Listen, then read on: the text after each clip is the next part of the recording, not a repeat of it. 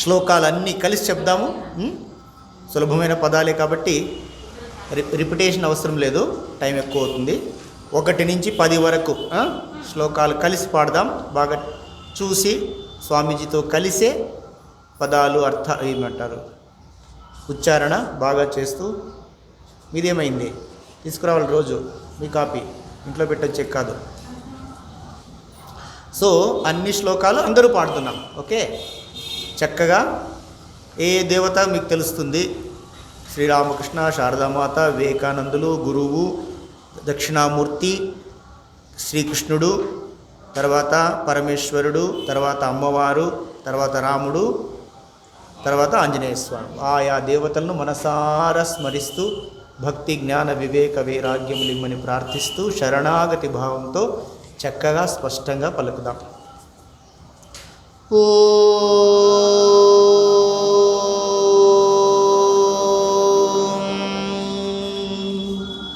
స్థాపకాయ చ ధర్మస్య సర్వధర్మ స్వరూపిణే, full voice, అవతార వరిష్ఠాయ రామకృష్ణాయ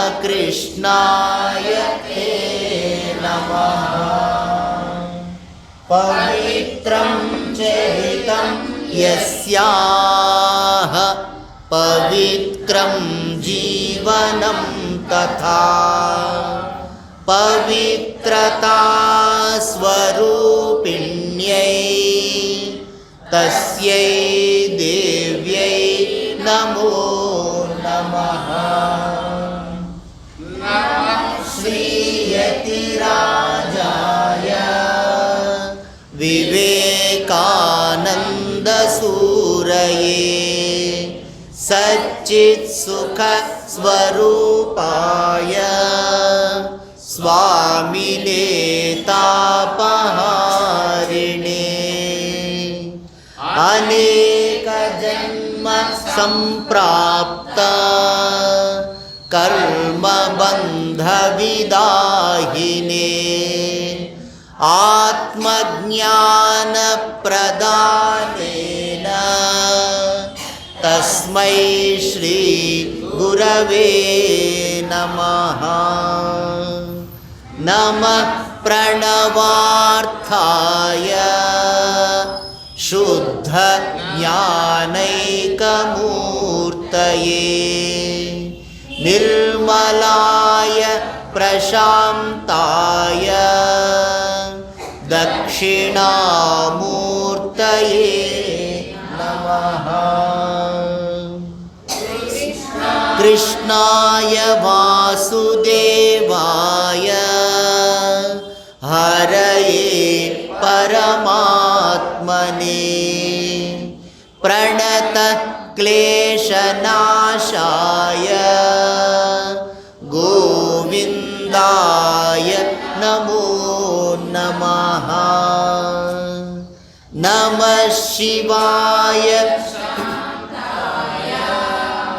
కారణత్రయ హేతవే నివేదయామి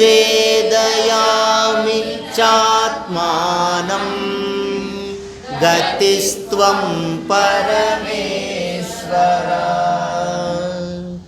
యా దేవీ సర్వభూతేషు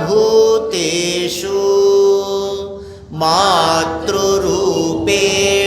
సంస్థితా నమస్తస్యై నమస్తస్యై నమస్తస్యై నమో నమః. రామాయ రామభద్రాయ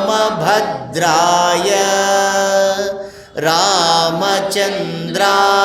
వేధసే రఘునాథాయ నాథాయ సీతాయా పతయే నమః. మహావీరం బ్రహ్మ విష్ణు శివాత్మకం బాలార్క సదృశాభాసం రామదూతం నమామ్యహం. శ్రీరామదూతం నమామ్యహం.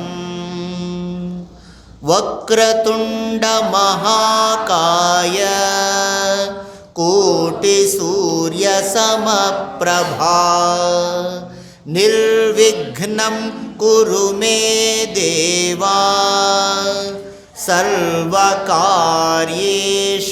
సర్వదా. ఓం గం గణపతయే నమః. ఓం ఐం శారదా దేవ్యై నమః. ఓం శ్రీరామకృష్ణాయ నమః. ఓం శ్రీ వివేకానంద గురవే నమః. ఓం శ్రీ రుక్మిణీ సమేత శ్రీ పాండురంగ స్వామినే నమః. ఓం శ్రీ శ్రీ అన్నపూర్ణేశ్వరి దేవ్యై నమః. ఓం శ్రీ దేవాధిదేవాయ శివాయ నమః. ఓం శ్రీ హాటకేశ్వర స్వామినే నమః. ఓం శ్రీ పార్వతీ పరమేశ్వరాయ నమః.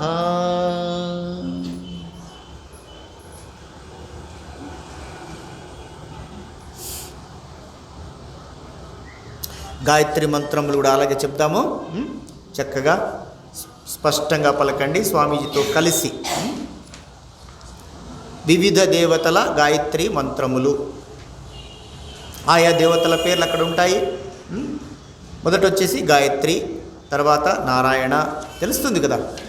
విష్ణు, లక్ష్మి, రుద్ర శివుడు, దుర్గా, ఏకదంత ఎవరు గణేశ, షణ్ముఖ అంటే సుబ్రహ్మణ్య స్వామి, రామచంద్ర, సీత, హనుమత్, కృష్ణ, రాధ, వెంకటేశ, పద్మావతి, నారసింహ, ఆదిత్య అంటే సూర్యుడు, తర్వాత శ్రీరామకృష్ణ, శారదామాత, వివేకానందులు, తర్వాత పరబ్రహ్మం, నిర్వికార నిర్గుణ పరబ్రహ్మం. ఆయా దేవతలను మనసార గాయత్రి గానాత్ గాయనాత్ అనండి. త్రాయతే ఇతి గాయత్రి. దేనిని గానము చేయడము ద్వారా తరింపబడతామో దానిని గాయత్రి మంత్రమందురు. ఒక ముఖ్యమైన గాయత్రి భూర్భువస్వః అది ఉంది. అనేక దేవతలకు ప్రతి దేవతకు ఒక గాయత్రి, కృష్ణ గాయత్రి, రామ గాయత్రి, దుర్గా గాయత్రి అంటాం. అది కూడా గాయత్రి. అది సో దాని అర్థము గానము చేయడం ద్వారా తరింపబడతాం. ఏదైతే తరింపజేసేది, గానము చేస్తే తరింపజేసేది గాయత్రి. సో అటువంటి శ్రద్ధ, నిష్ఠ, భక్తితో సంపూర్ణమైన మనస్సును లీనం చేసి ఆయా దేవతలను ధ్యాన మంత్రాలు ఇవి తెలుసు కదా. ధియోయోన అంటే ధ్యానం చేద్దాము, ధీమహి ధ్యానింతుముగాక. సో పరిపూర్ణమైన మనస్సు పెట్టి బాగా చెప్పాలి. సారీ. వివిధ దేవతల గాయత్రి మంత్రములు. వివిధ అనండి. వివిధ దేవతల గాయత్రి మంత్రములు. నిటారుగా కూర్చొని గొప్ప తపస్సు చేసేది 108 సార్లు, 200 సార్లు, 1000 సార్లు, 1,00,000 సార్లు జపమంటాం కదా. అది నిష్ఠగా చేస్తే ఆ దేవత అనుగ్రహం కలుగుతుంది. ఓ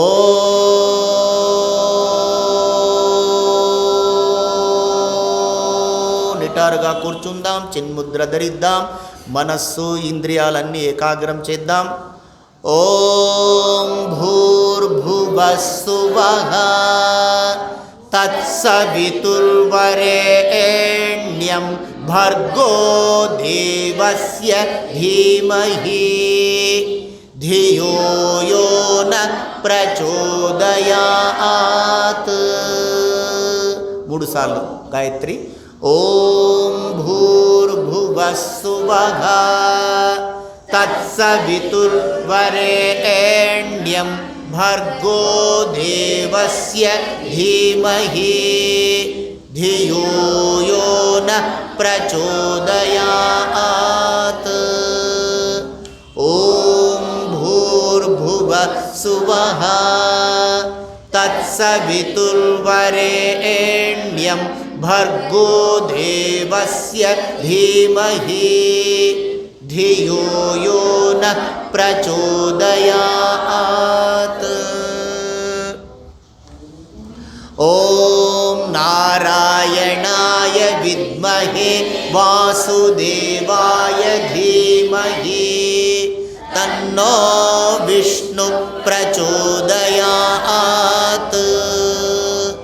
ఓం మహాదేవ్యై చ విద్మహే విష్ణుపత్నీ చ ధీమహి తన్నో లక్ష్మీ ప్రచోదయాత్. ఓం తత్పురుషాయ విద్మహే మహాదేవాయ ధీమహి తన్నో రుద్ర ప్రచోదయాత్. ఓం కాత్యాయనాయ విద్మహే కన్యాకుమారి ధీమహి తన్నో దుర్గి ప్రచోదయాత్. ఓం ఏకదంతాయ విద్మహే వక్రతుండాయ ధీమహి తన్నో దంతి ప్రచోదయాత్. ఓం తత్పురుషాయ విద్మహే మహాసేనాయ ధీమహి ప్రచోదయాత్. ఓం రఘువరాయ విద్మహే సీతావల్లభాయ ధీమహి తన్నో రామచంద్ర ప్రచోదయాత్. ఓం జనకనందిన్యై చ విద్మహే రామపత్న్యై చ ధీమహి తన్నో సీతా ప్రచోదయాత్. ఓం ఆంజనేయాయ విద్మహే వాయుపుత్రాయ ధీమహి తన్నో హనుమత్ ప్రచోదయాత్.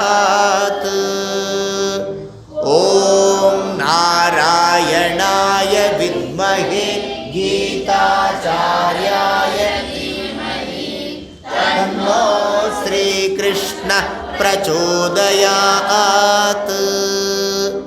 ఓం వృషభానుజాయై చ విద్మహే కృష్ణప్రియాయై చ ధీమహి తన్నో రాధా ప్రచోదయాత్.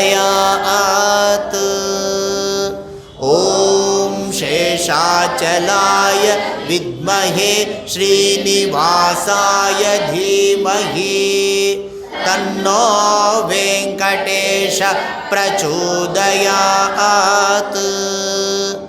ఓం మహాదేవ్యై చ విద్మహే వెంకటేశ పత్న్యై చ ధీమహి తన్నో పద్మావతి ప్రచోదయాత్. ఓం వజ్రనఖాయ విద్మహే తీక్ష్ణదంష్ట్రాయ ధీమహి ప్రచోదయాత్. ఓం భాస్కరాయ విద్మహే మహద్యుతికరాయ ధీమహి తన్నో ఆదిత్య ప్రచోదయాత్. ఓం రామకృష్ణాయ విద్మహే గదాధరాయ ధీమహి తన్నో దేవ ప్రచోదయాత్. ఓం జగన్మాత్రే చ విద్మహే శారదా దేవ్యై చ ధీమహి मातः प्रचोदयात्। ॐ वीरेश्वराय विद्महे यतिराजाय धीमहि तन्नो विवेकानन्दः प्रचोदयात्। ॐ हंसाय विद्महे परमहंसाय धीमहि तन्नो हंसः प्रचोदयात्। ఓం అన్నపూర్ణ మాతది ఈరోజు అక్కడ చదువు నేర్చుకున్నాము. రిపీట్ నా తర్వాత రిపీట్ చేయండి.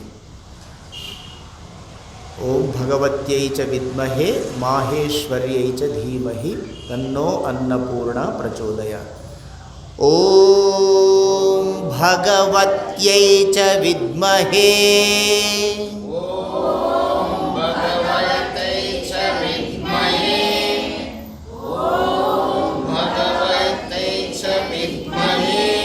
माहेश्वर्यै च धीमहि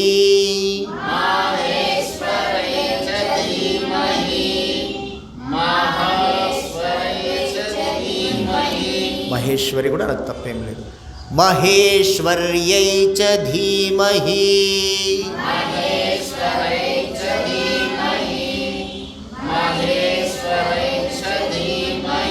तन्नो अन्नपूर्णा प्रचोदयात्.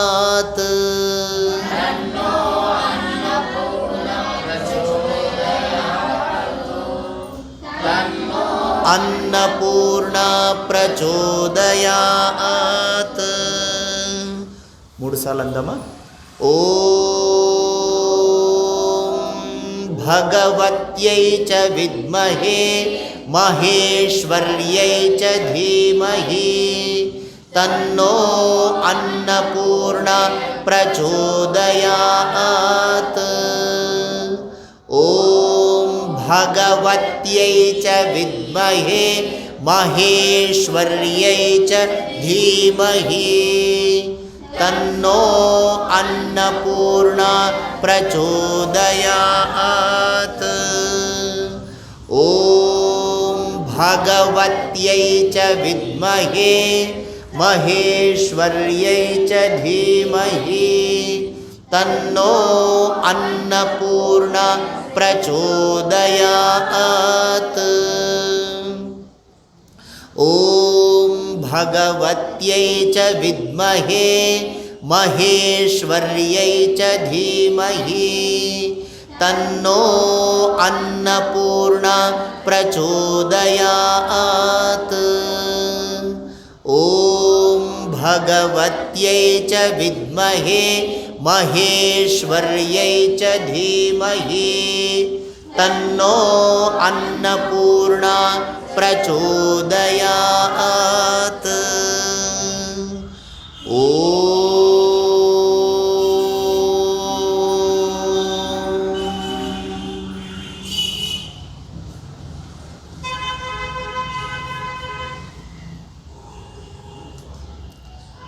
ॐ ऐं ह्रीं श्रीं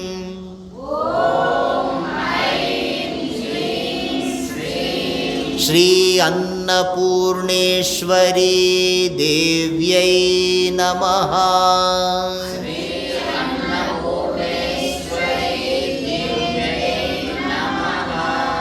देव्यै दी कादु दे दीर्घ देव्यै देवी देव्यै.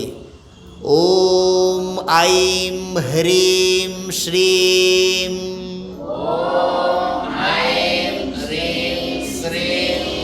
श्री अन्नपूर्णेश्वरी देव्यै नमः.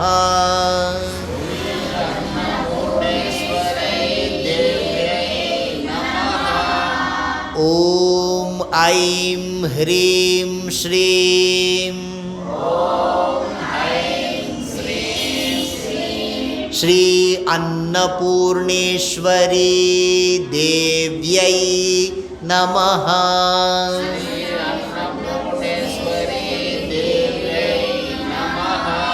ॐ ऐं ह्रीं श्रीं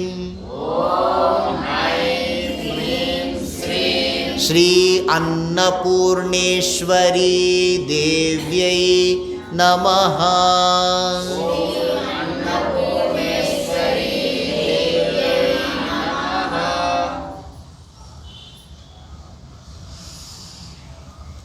కలిసి కొన్నిసార్లు చక్కగా ఓం ఐ కలిసి ఓం ఐం హ్రీం శ్రీం శ్రీ అన్నపూర్ణేశ్వరి దేవ్యై నమః। ఓం ఐం హ్రీం శ్రీం శ్రీ అన్నపూర్ణేశ్వరి देव्यै नमः। ॐ ऐं ह्रीं श्रीं श्री अन्नपूर्णेश्वरी देव्यै नमः। ॐ ऐं ह्रीं श्रीं श्री अन्नपूर्णेश्वरी देव्यै नमः। ॐ ऐं ह्रीं श्रीं श्री अन्नपूर्णेश्वरी देव्यै नमः। ॐ ऐं ह्रीं श्रीं श्री अन्नपूर्णेश्वरी देव्यै नमः। ॐ ऐं ह्रीं श्रीं श्री अन्नपूर्णेश्वरी देव्यै नमः। ॐ ऐं ह्रीं श्रीं श्री अन्नपूर्णेश्वरी देव्यै नमः। ॐ ऐं ह्रीं श्रीं श्री अन्नपूर्णेश्वरी देव्यै नमः। ॐ ऐं ह्रीं श्रीं श्री अन्नपूर्णेश्वरी देव्यै नमः।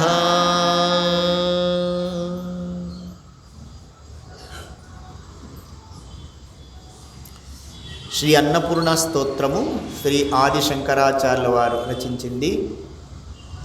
కళ్ళు మూసుకొని అన్నపూర్ణేశ్వరి అమ్మవారిని మనసారా హృదయంలో ప్రతిష్ఠించుకొని విన్నా ఎంతో మంచిది. మనసు పెట్టి అన్నపూర్ణేశ్వరి అమ్మవారిని స్మరిస్తూ ధ్యానిస్తూ వినండి. Last line పాడవచ్చు. భిక్షాం దేహి కృపావలంబనకరి మాతాన్నపూర్ణేశ్వరి. అన్ని శ్లోకాలలో అన్ని చరణాలలో ఆఖరి లైను అది సులభం, అందరికి తెలిసిందే కాబట్టి పాడవచ్చు. మిగతావి ధ్యానం చేస్తూ విని అమ్మను ప్రార్థిద్దాం. అందరికీ శుభము కలగాలి, సమృద్ధి. అన్నపూర్ణేశ్వరి అంటే సమృద్ధి, ఏ కొరత, కరువు, కాటకము, దుర్భిక్షం లేకుండా అందరికీ అన్నము, వస్త్రము సమృద్ధిగా. లక్ష్మీదేవి స్వరూపమే అమ్మవారు కూడా. సో అన్నపూర్ణ, అందరికీ అన్నపు లోటు ఉండకూడదు. వివేకానంద స్వామి అనేవారు, నా దేశంలో కుక్క కూడా ఆకలితో ఉండకూడదు. అది దేశభక్తి, దైవభక్తి. సో అందరికీ కడుపు నిండా అన్నము, వస్త్రము, సమృద్ధి, శాంతి, ఆరోగ్యము ఇవన్నీ కూడా అన్నపూర్ణాదేవి కటాక్షం వల్ల కలగాలని మనసారా సంకల్పం, ప్రార్థన చేస్తూ చేద్దాం. ఓం అత శ్రీ అన్నపూర్ణా స్తోత్రం. ఓం ఐం హ్రీం శ్రీం శ్రీ అన్నపూర్ణేశ్వరి దేవ్యై నమః.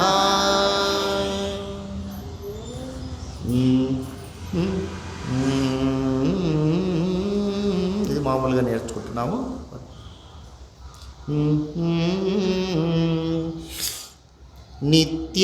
నిత్యానందకరీ వరాభయకరీ సౌందర్యరత్నాకరీ. నిత్యానందకరీ వరాభయకరీ సౌందర్యరత్నాకరీ. ನಿರ್ಧೂತಾಖಿಲ ಘೋರ ಪಾಪನ ಕರಿ ಪ್ರತ್ಯಕ್ಷ ಮಾಹೇಶ್ವರಿ. ನಿರ್ಧೂತಾಖಿಲ ಘೋರ ಪಾಪನ ಕರಿ ಪ್ರತ್ಯಕ್ಷ ಮಾಹೇಶ್ವರಿ. ಪ್ರಾಲೇಯಾಚಲ ವಂಶ ಪಾವನ ಕರಿ ಕಾಶೀಪುರಾಧೀಶ್ವರಿ. ಭಿಕ್ಷಾಂ ದೇಹಿ ಕೃಪಾವಲಂಬನ ಕರಿ ಮಾತಾನ್ನಪೂರ್ಣೇಶ್ವರಿ. ಭಿಕ್ಷಾಂ ದೇಹಿ ಕೃಪಾವಲಂಬನ ಕರಿ ಮಾತಾನ್ನಪೂರ್ಣೇಶ್ವರಿ. ಮಾತಾ ಅನ್ನಪೂರ್ಣೇಶ್ವರಿ. ನಾನಾರತ್ನ ವಿಚಿತ್ರಭೂಷಣ ಕರಿ ಹೇಮಾಂಬರಾಡಂಬರಿ. ಮುಕ್ತಾಹಾರ ವಿಲಂಬ ಮಾನವಿಲಸ ವಕ್ಷೋಜ ಕುಂಭಾಂತರಿ. ಕಾಶ್ಮೀರಾ ಗುರುವಾಸಿತಾ ರುಚಿಕರಿ ಕಾಶೀಪುರಾಧೀಶ್ವರಿ. ಭಿಕ್ಷಾಂ ದೇಹಿ ಕೃಪಾವಲಂಬನ ಕರಿ ಮಾತಾನ್ನಪೂರ್ಣೇಶ್ವರಿ. ಭಿಕ್ಷಾಂ ದೇಹಿ ಕೃಪಾವಲಂಬನ ಕರಿ ಮಾತಾನ್ನಪೂರ್ಣೇಶ್ವರಿ. ಮಾತಾ ಅನ್ನಪೂರ್ಣೇಶ್ವರಿ. ಯೋಗಾನಂದಕರಿ ರಿಪುಕ್ಷಯಕರಿ ಧರ್ಮೈಕನಿಷ್ಠಾಕರಿ. ಚಂದ್ರಾರ್ಕಾನಲ ಭಾಸ ಮಾನಲಹರಿ ತ್ರೈಲೋಕ್ಯ ರಕ್ಷಾಕರಿ. ಸರ್ವೈಶ್ವರ್ಯ ಸಮಸ್ತವಾಂಛಿತಕರಿ ಕಾಶೀಪುರಾಧೀಶ್ವರಿ. ಭಿಕ್ಷಾಂ ದೇಹಿ ಕೃಪಾವಲಂಬನ ಕರಿ ಮಾತಾನ್ನಪೂರ್ಣೇಶ್ವರಿ. ಭಿಕ್ಷಾಂ ದೇಹಿ ಕೃಪಾವಲಂಬನ ಕರಿ ಮಾತಾನ್ನಪೂರ್ಣೇಶ್ವರಿ. ಮಾತಾ ಅನ್ನಪೂರ್ಣೇಶ್ವರಿ. ಕೈಲಾಸಾಚಲ ಕಂದರಾಲಯ ಕರಿ ಗೌರಿ ಉಮಾಶಂಕರಿ. ಕೌಮಾರಿ ನಿಗಮಾರ್ಥ ಗೋಚರ ಕರಿ ಓಂಕಾರ ಬೀಜಾಕ್ಷರಿ. ಮೋಕ್ಷದ್ವಾರ ಕಪಾಟ ಪಾಟನ ಕರಿ ಕಾಶೀಪುರಾಧೀಶ್ವರಿ. ಭಿಕ್ಷಾಂ ದೇಹಿ ಕೃಪಾವಲಂಬನ ಕರಿ ಮಾತಾನ್ನಪೂರ್ಣೇಶ್ವರಿ. ಮಾತಾ ಅನ್ನಪೂರ್ಣೇಶ್ವರಿ. ದೃಶ್ಯಾದೃಶ್ಯ ಪ್ರಭೂತ ಪಾವನ ಕರಿ ಬ್ರಹ್ಮಾಂಡ ಭಾಂಡೋದರಿ. ಲೀಲಾ ನಾಟಕ ಸೂತ್ರ ಭೇದನ ಕರಿ ವಿಜ್ಞಾನ ದೀಪಾಂಕುರಿ. ಶ್ರೀ ವಿಶ್ವೇಶ ಮನ ಪ್ರಸಾದನ ಕರಿ ಕಾಶೀಪುರಾಧೀಶ್ವರಿ. ಭಿಕ್ಷಾಂ ದೇಹಿ ಕೃಪಾವಲಂಬನ ಕರಿ ಮಾತಾನ್ನಪೂರ್ಣೇಶ್ವರಿ. ಮಾತಾ ಅನ್ನಪೂರ್ಣೇಶ್ವರಿ. ಉರ್ವಿ ಸರ್ವಜನೇಶ್ವರಿ ಭಗವತಿ ಮಾತಾನ್ನಪೂರ್ಣೇಶ್ವರಿ. ವೇಣಿ ನೀಲ ಸಮಾನ ಕುಂತಲಹರಿ ನಿತ್ಯಾನ್ನದಾನೇಶ್ವರಿ.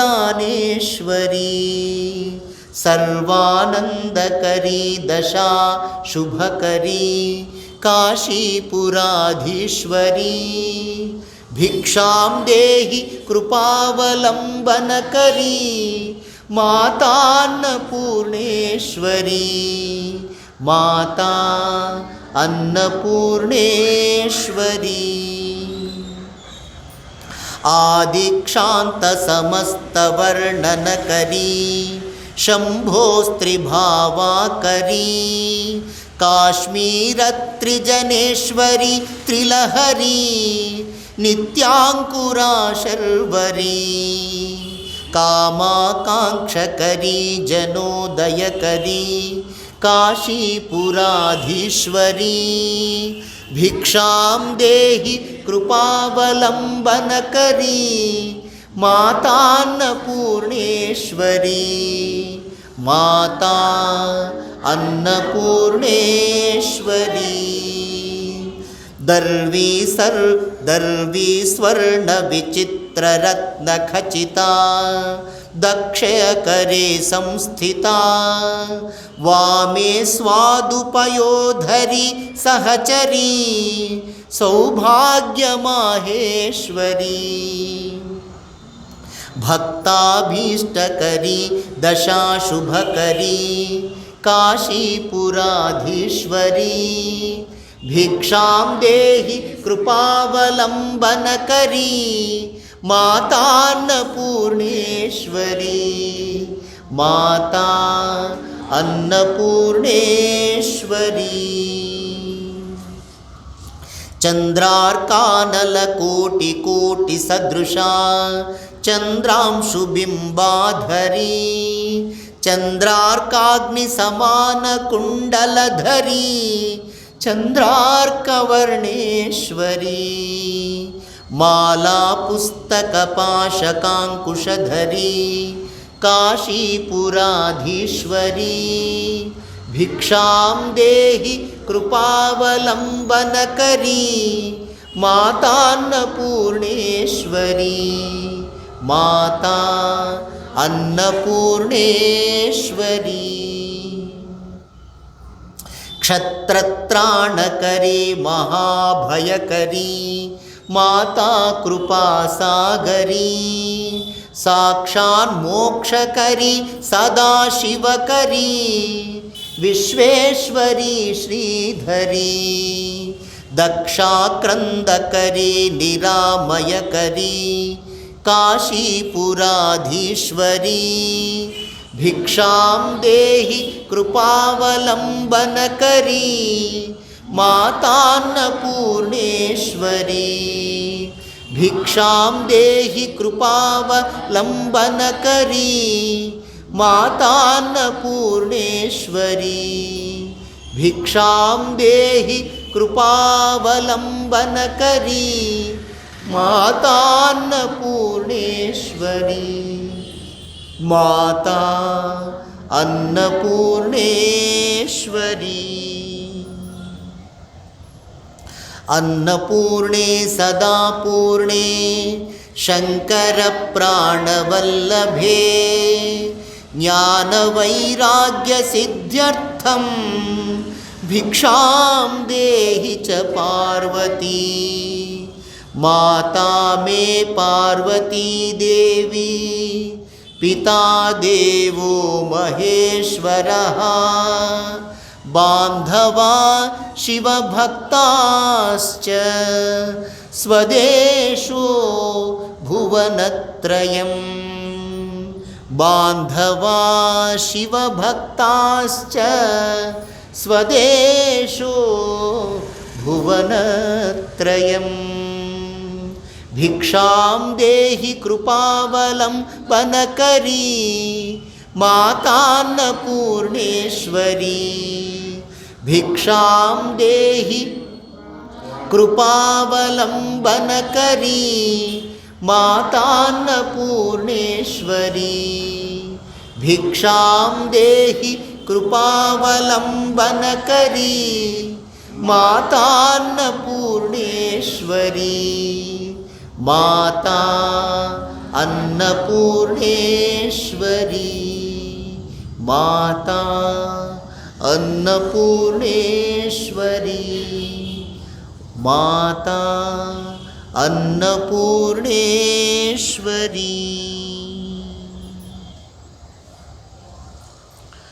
ओम हरिः ओम तत्सत् इति श्री श्री जगद्गुरु श्री आदिशंकराचार्य विरचितं శ్రీ అన్నపూర్ణా స్తోత్రం సంపూర్ణం.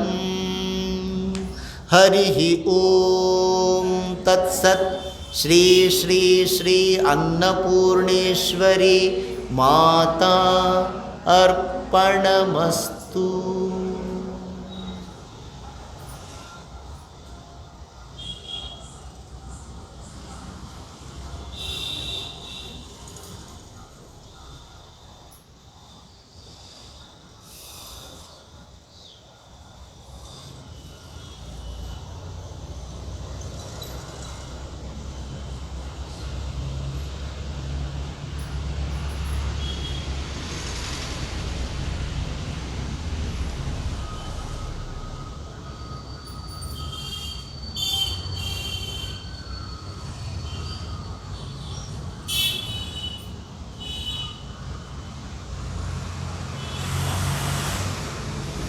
ఇప్పుడు లలితా పరమేశ్వరి అష్టోత్తరం నామాలు కొంచెం పెద్దగా ఉన్నాయి. లలితా సహస్రనామావళిలోనే 108 చదివితే అష్టోత్తరం అవుతుంది.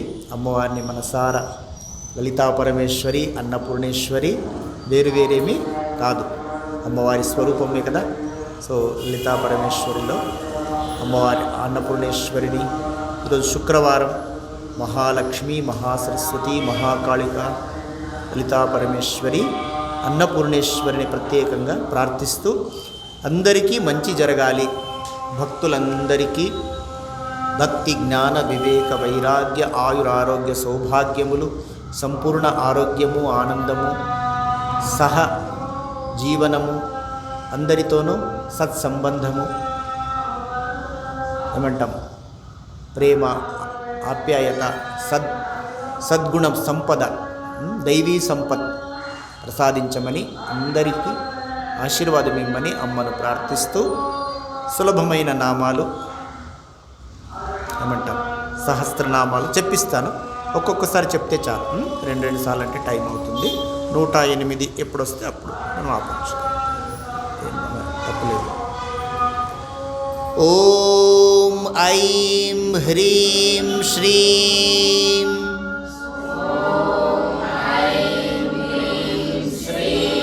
శ్రీమాత్రే నమః. ఓం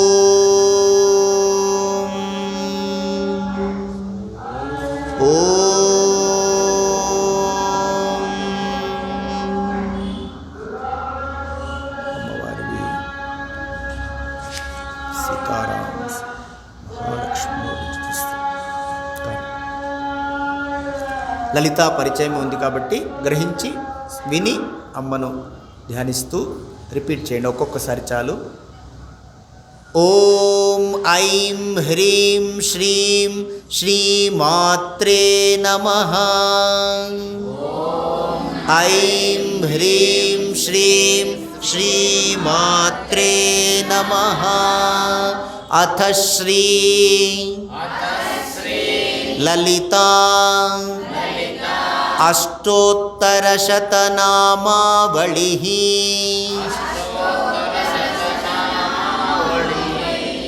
ఓం హ్రీం శ్రీమాత్రే నమః. ప్రతి నామముకు నమః అన్నప్పుడు మనస్సులోనే అమ్మవారి పాదాలకు పుష్పములు సమర్పిస్తున్నామనే భావం మానస పూజ అంటారు, మానసికంగా పూజ. ప్రతి నమః అన్నప్పుడు మనసులోనే అమ్మవారి పాదాలకు పుష్పాంజలి సమర్పించండి, చాలా అమ్మవారి అనుగ్రహం లభిస్తుంది. ఓం హ్రీం శ్రీమాత్రే నమః.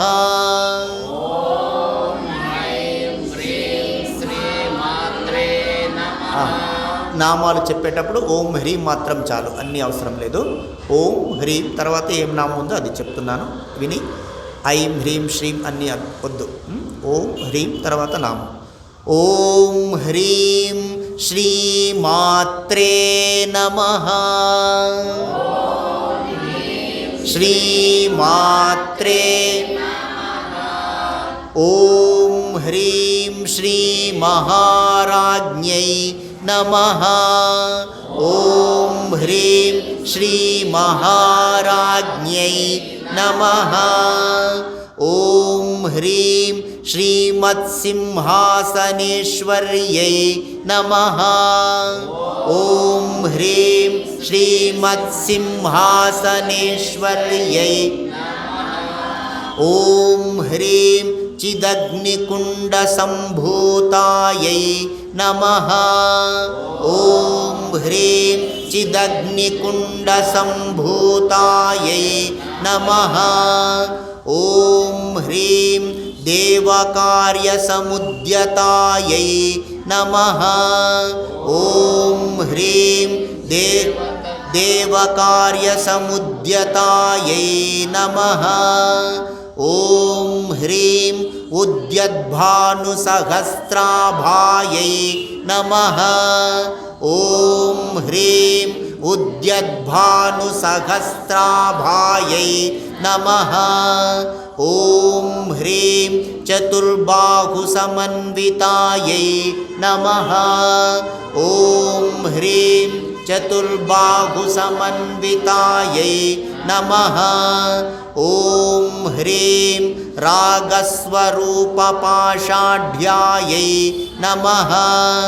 ॐ ह्रीं रागस्वरूपपाषाढ्यायै नमः।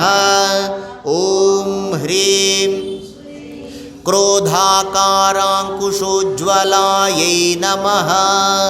ॐ ह्रीं क्रोधाकाराङ्कुशोज्ज्वलायै नमः। ॐ ह्रीं मनोरूपेक्षुकोदण्डायै नमः।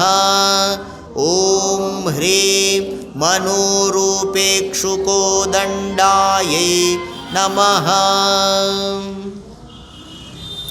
సరళమైన సంక్షిప్త చిన్న నామాలు చెప్దాము. బాగా విని రిపీట్ చేయొచ్చు. చిన్న చిన్నవే చెప్తున్నాం అందుకే. ఓం హ్రీం మహాశక్త్యై నమః.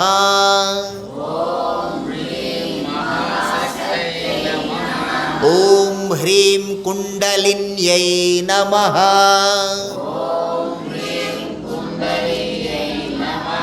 పూర్ణ కంఠము, పరిపూర్ణ హృదయము, భక్తి, శరణాగతి. ఓం హ్రీం భవాన్యై నమః.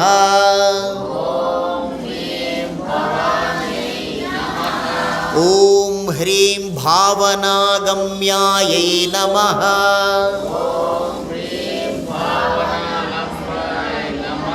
ఓం హ్రీం భవారణ్యకుఠారికాయై నమః.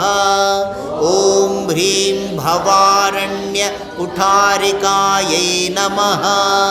ఓం హ్రీం భద్రప్రియాయై నమః. ఓం హ్రీం భద్రప్రియాయై నమః. ఓం హ్రీం భద్రమూర్త్యై నమః.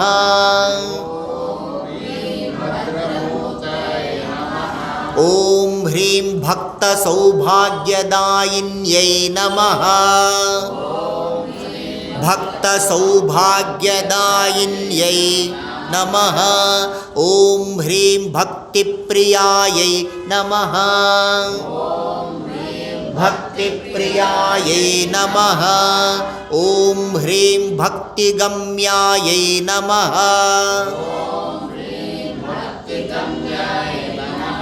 ఓం హ్రీం భక్తివశ్యాయై నమః. భక్తివశ్యాయై నమః. ఓం హ్రీం భయాపహాయై నమః. ఓం హ్రీం భయాపహాయై నమః. ఓం హ్రీం శాంభవ్యై నమః. ఓం హ్రీం శారదారాధ్యాయై నమః. శారదారాధ్యాయై నమః. ఓం హ్రీం శర్వాణ్యై నమః. హ్రీం శర్వాణ్యై నమః. ఓం హ్రీం శర్మదాయిన్యై నమః. దాయిన్యై నమః. ॐ ह्रीं शाङ्कर्यै नमः शाङ्कर्यै नमः ॐ ह्रीं श्रीकर्यै नमः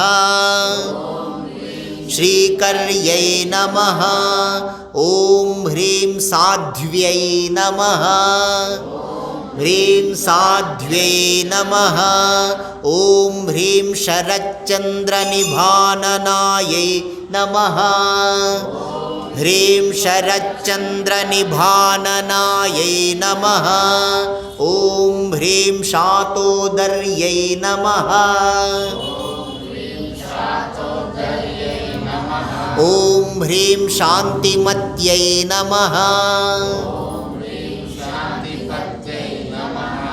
ॐ ह्रीं निराधारायै नमः పలకండి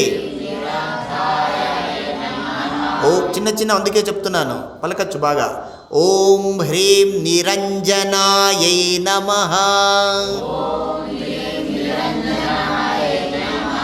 ఓం హ్రీం నిర్లేపాయై నమః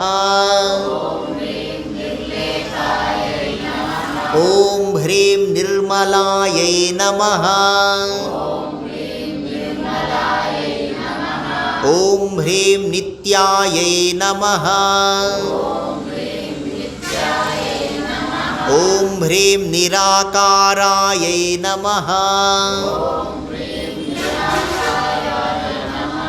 ఓం హ్రీం నిరాకులాయై నమః ఓం హ్రీం నిష్కలాయై నమః ఓం హ్రీం శాంతాయై నమః ఓం హ్రీం శాంతాయై ఓం హ్రీం నిష్కామాయై నమః ఓం హ్రీం నిరుపప్లవాయై నమః ప్లవాయై ఓం హ్రీం నిత్యముక్తాయై నమః ఓం హ్రీం నిర్వికారాయై నమః ఓం హ్రీం నిష్ప్రపంచాయై నమః ఓం హ్రీం నిత్యశుద్ధాయై నమః ఓం హ్రీం నిత్యబుద్ధాయై నమః ఓం హ్రీం నిరవధ్యాయై నమః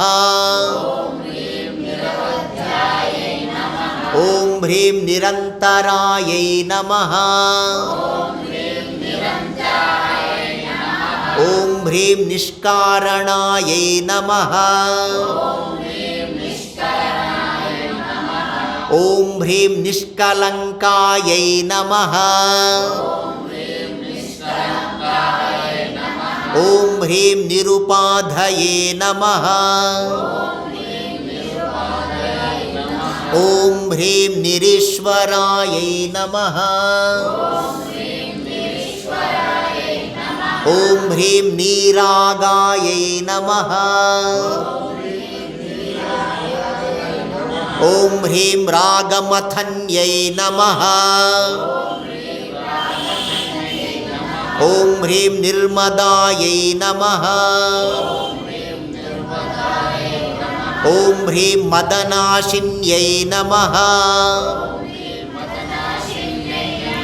ఓం హ్రీం నిశ్చింతాయై నమః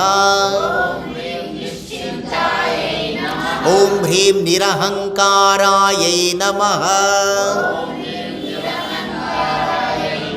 ఓం హ్రీం నిర్మోహాయై నమః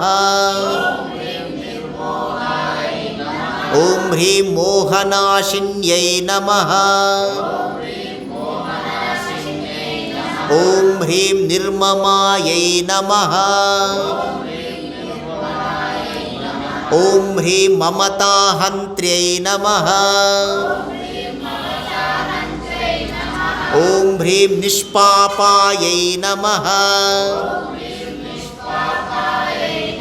ఓం హ్రీం పాపనాశిన్యై నమః. ఓం హ్రీం నిష్క్రోధాయై నమః. ఓం హ్రీం క్రోధశమన్యై నమః. ఓం హ్రీం నిర్లోభాయై నమః. ఓం హ్రీం లోభనాశిన్యై నమః. ఓం హ్రీం నిస్సంశయాయై నమః. ఓం హ్రీం సంశయజ్ఞై నమః. హ్రీం సంశయజ్ఞై నమః. ఓం హ్రీం నిర్భవాయై నమః. ఓం హ్రీం భవనాశిన్యై నమః. ఓం హ్రీం నిర్వికల్పాయై నమః. ఓం హ్రీం నిరాబాధాయై నమః. ఓం హ్రీం నిర్భేదాయై నమః. ఓం హ్రీం భేదనాశిన్యై నమః. ఓం హ్రీం నిర్నాశాయై నమః. ఓం హ్రీం మృత్యుమథన్యై నమః. మథన్యై. ఓం హ్రీం నిష్క్రియాయై నమః. ఓం హ్రీం నిష్పరిగ్రహాయై నమః. ఓం హ్రీం నిస్తులాయై నమః. ఓం హ్రీం నీలచికురాయై నమః. ఓం హ్రీం నిరపాయాయై నమః. ఓం హ్రీం దుర్లభాయై నమః. ఓం హ్రీం దుర్గమాయై నమః. ఓం హ్రీం దుర్గాయై నమః. ఓం హ్రీం దుఃఖహంత్ర్యై నమః. ఓం హ్రీం సుఖప్రదాయై నమః. ఓం హ్రీం దుష్టదూరాయై నమః. దూరాయై. ఓం హ్రీం దురాచారశమన్యై నమః. దురాచారశమన్యై. ఓం హ్రీం దోషవర్జితాయై నమః. దోషవర్జితాయై నమః. ఓం హ్రీం సర్వజ్ఞాయై నమః. సర్వజ్ఞాయై నమః. ఓం హ్రీం సాంద్రకరుణాయై నమః. ఓం హ్రీం సమానాధికవర్జితాయై నమః. ఓం హ్రీం సమానాధికవర్జితాయై నమః. ఓం హ్రీం సర్వశక్తిమయ్యై నమః. ఓం హ్రీం సర్వమంగళాయై నమః. సర్వమంగళాయై నమః. ఓం హ్రీం సర్వరోగనివారిణ్యై నమః. సర్వరోగనివారిణ్యై నమః. ఓం హ్రీం సర్వశక్తిప్రదాయిన్యై నమః. హ్రీం సర్వశక్తిప్రదాయిన్యై నమః. ఓం శ్రీం మహాలక్ష్మ్యై నమః. ఓం శ్రీం రుక్మిణీదేవ్యై నమః. ఓం శ్రీం అన్నపూర్ణేశ్వరీ దేవ్యై నమః. ఓం ఐం సరస్వత్యై నమః. ఓం శ్రీం శారదా దేవ్యై నమః. ఓం శ్రీం అన్నపూర్ణేశ్వరీ దేవ్యై నమః.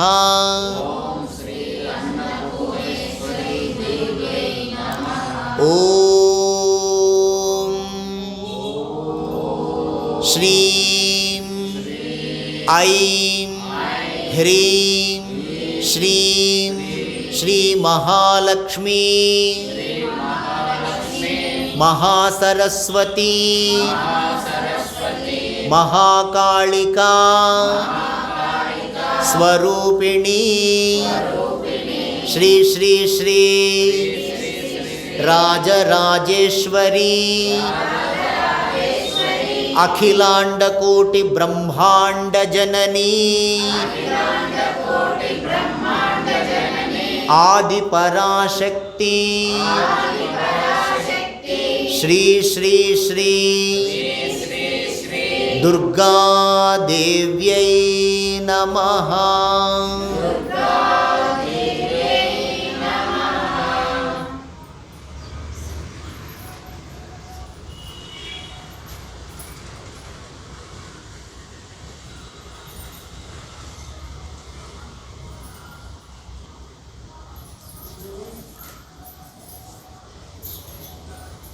భాగ్యదలక్ష్మీ బారమ్మ మీ పేపర్లో 3వ పేజీ 2వ భజన కలిసి పాడుతున్నాం.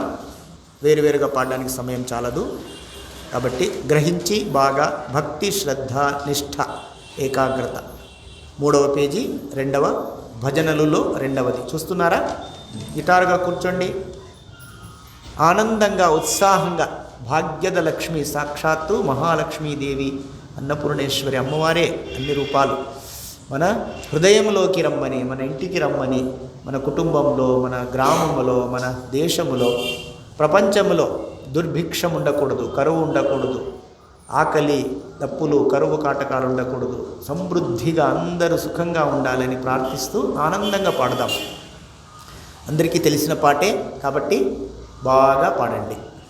మహాలక్ష్మి అమ్మవారిని మనసులో భాగ్యద లక్ష్మీ బారమ్మ, భాగ్యద లక్ష్మీ బారమ్మ, నమ్మమ్మ నీ సౌభాగ్యద లక్ష్మీ బారమ్మ, నమ్మమ్మ నీ సౌభాగ్యద ಲಕ್ಷ್ಮೀ ಬಾರಮ್ಮ. ಹೆಜ್ಜೆಯ ಮೇಲೆ ಹೆಜ್ಜೆಯ ನಿಕ್ಕುತ ಗೆಜ್ಜೆ ಕಾಲ್ಗಳ ನಾದವ ತೋರುತ, ಹೆಜ್ಜೆಯ ಮೇಲೆ ಹೆಜ್ಜೆಯ ನಿಕ್ಕುತ ಗೆಜ್ಜೆ ಕಾಲ್ಗಳ ನಾದವ ತೋರುತ, ಸಜ್ಜನ ಸಾಧು ಪೂಜೆಯ ವೇಳೆಗೆ, ಸಜ್ಜನ ಸಾಧು ಪೂಜೆಯ ವೇಳೆಗೆ ಮಜ್ಜಿಗೆಯೊಳಗಿನ ಬೆಣ್ಣೆಯಂತೆ ಭಾಗ್ಯದ ಬಾರಮ್ಮ, ನಮ್ಮಮ್ಮ ನೀ ಸೌಭಾಗ್ಯದ ಲಕ್ಷ್ಮೀ ಬಾರಮ್ಮ.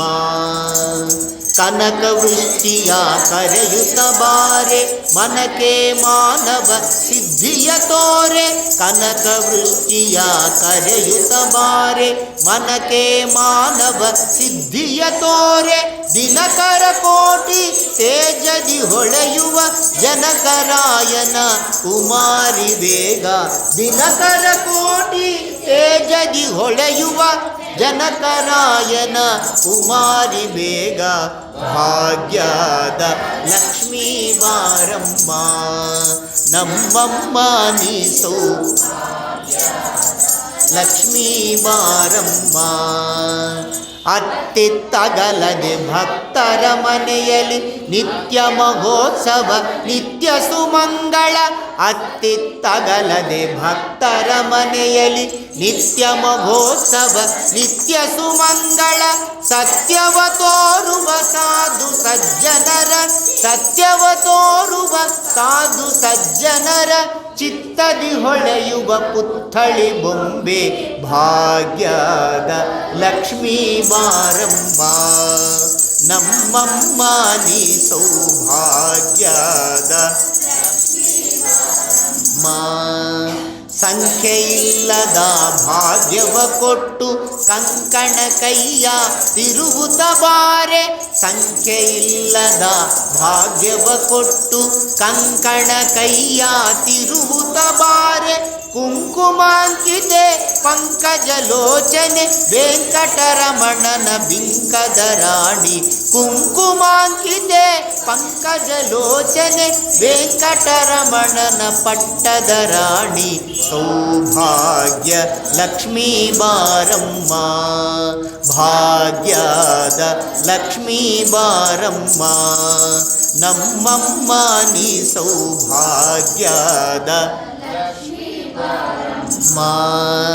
ಸಕ್ಕರೆ ತುಪ್ಪದ ಕಾಲುವೆ ಹರಿಸಿ ಶುಕ್ರವಾರದ ಪೂಜೆಯ ವೇಳೆಗೆ. ಸಕ್ಕರೆ ತುಪ್ಪದ ಕಾಲುವೆ ಹರಿಸಿ ಶುಕ್ರವಾರದ ಪೂಜೆಯ ವೇಳೆಗೆ. ಅಕ್ಕರೆಯುಳ್ಳ ಅಳಗಿರಿ ರಂಗನ ಚೊಕ್ಕ ಪುರಂದರ ವಿಠಲನ ರಾಣಿ. ಅಕ್ಕರೆಯುಳ್ಳ ಅಳಗಿರಿ ರಂಗನ ಚೊಕ್ಕ ಪುರಂದರ ವಿಠಲನ ರಾಣಿ.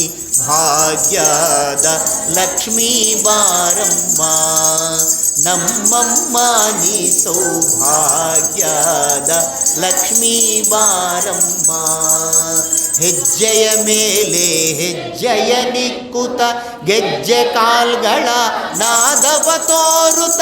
ಹೆಜ್ಜೆಯ ಮೇಲೆ ಹೆಜ್ಜೆಯ ನಿಕ್ಕುತ ಗೆಜ್ಜೆ ಕಾಲ್ಗಳ ನಾದವ ತೋರುತ. ಸಜ್ಜನ ಸಾಧು ಪೂಜೆಯ ವೇಳೆಗೆ.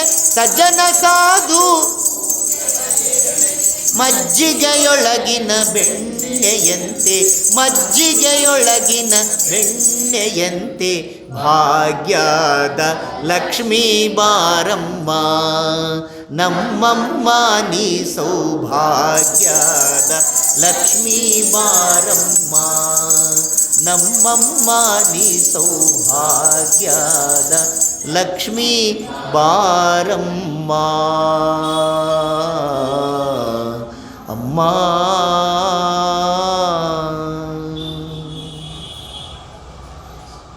ಧ್ಯಾನము.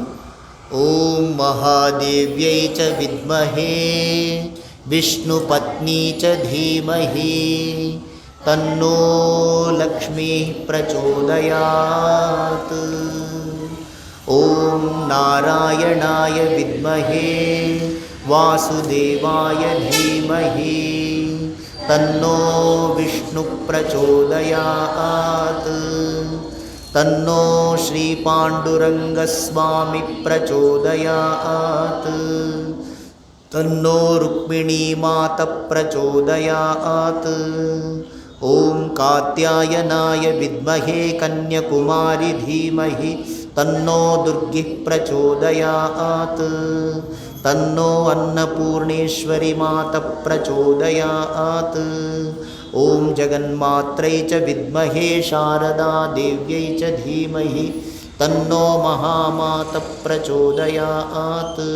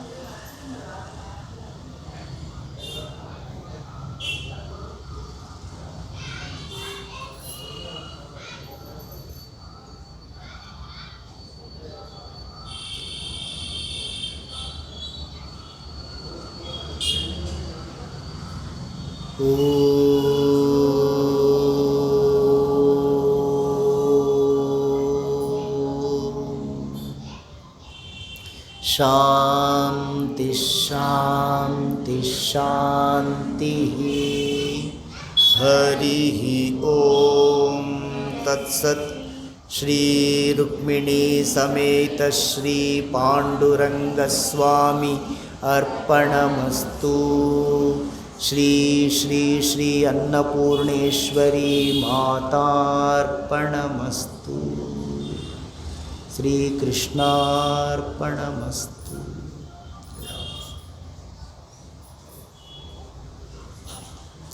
క్లోజ్ చేయమా.